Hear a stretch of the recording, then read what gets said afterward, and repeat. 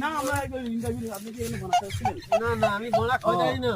তো আমরা এই যে আপনি যে এই যে গরু পালন করেন, এই যে রাখাল জীবনীটা একটু আমাদের শোনান অডিয়েন্সদের। এই তো চম্পা, চামেলি, সোনা, সীতা, মিতা, গীতা, অনেক। রবীন্দ্র। তো আপনার কি গার্লফ্রেন্ড নেই?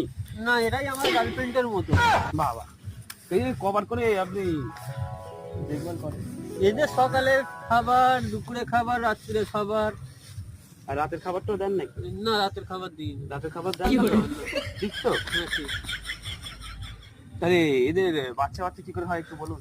বাচ্চা যেমন মানুষের হয় তেমন গরুরেরও হয়। আপনি কিছু করেন না তো? না, ওদের জন্য হলে সব বয়ফ্রেন্ড আছে, ওদের আলাদা। কেন আপনাকে দেখে একটু মানে কি বলবো, গার্লফ্রেন্ড নেই না, গার্লফ্রেন্ড ছিল, ওটাই একটু ভাবছি। ছিল, এখন আর নেই, নতুন করে আর চাই না। চাই না